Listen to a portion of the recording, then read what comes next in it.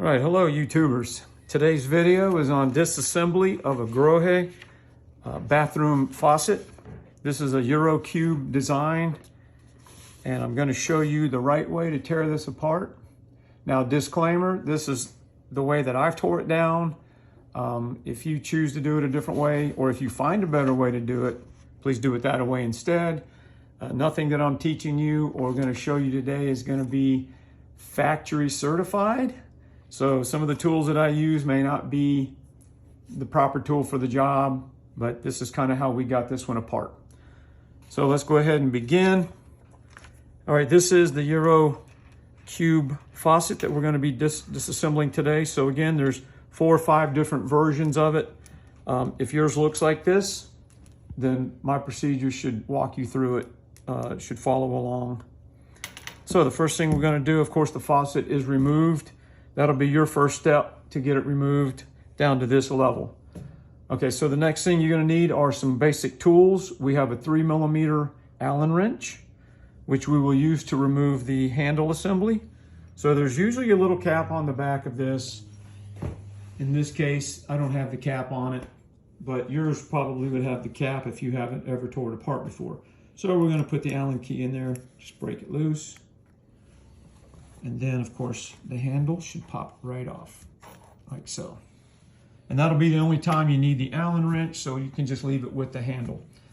Now, the next part is going to, now this particular adapter with screw, you can leave that alone. It doesn't need to come off.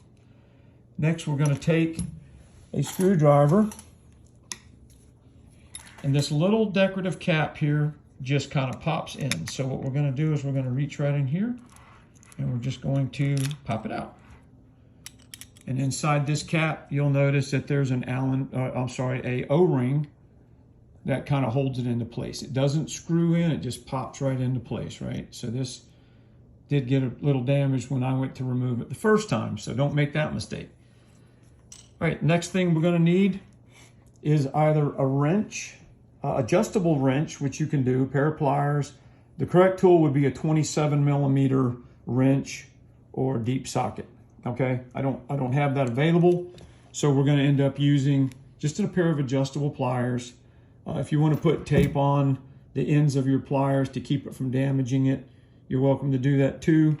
But this one's already been loosened a little bit, so we're just going to reach right in here and break it free and just unscrew this by hand, right? Now, if you're just going for the cartridge because it's not putting out good water pressure, or it's leaking or whatever, now you're at the point where all we have to do now is pull the cartridge out.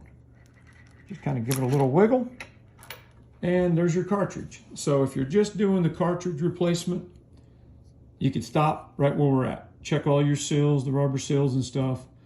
I don't know if the new cartridge comes with all the new rubber seals and all. I don't know that. But if that's all you're doing, then this is to the point where we need to go.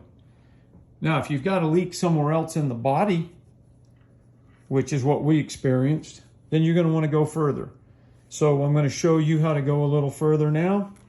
What you're trying to do is you're going to want to try to get this insert, this main body, it's a plastic PVC kind of body, that needs to come out. And the only way to do it is you're going to have to knock it out from the back side. So we're going to finish taking a few things off of. And the hoses do not come off until you remove the entire assembly from the inside.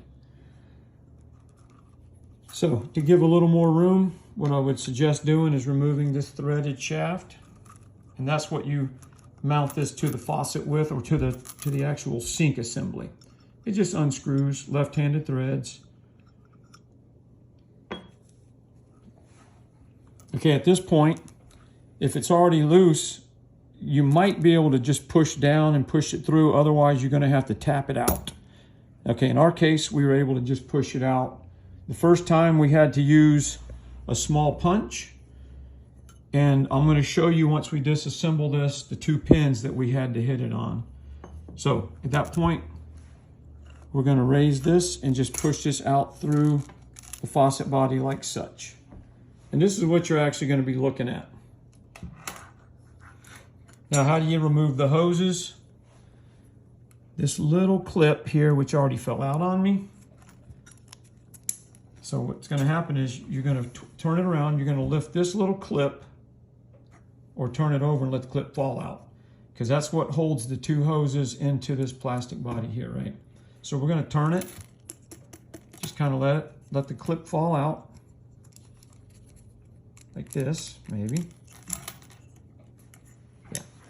So it can just fall out, by the way. But okay, so here's your little clip that goes into this slot right here, right? And that's what holds the two hoses into their place. So when that is removed, you're able to pull both of these hoses out like such. And if you notice, this is where the little clip would hold the two hoses in. It would just lock into this little cutout right here. So that's how then you remove the two hoses. They're separate. The body itself has now been stripped down, right? And then of course you have the little plastic insert that goes in there. I don't even know the proper name of it. But then you could check all the rubber O-rings on these, make sure they're lubricated, make sure they're not cut or split. Same thing on this, excuse me.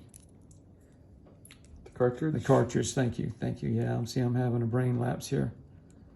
So at that point, that's a full disassembly of this item. So if you needed to do a reassembly, or you could find the packings at hardware stores, so forth, you would do a reassembly in just the reverse order of what we've done here.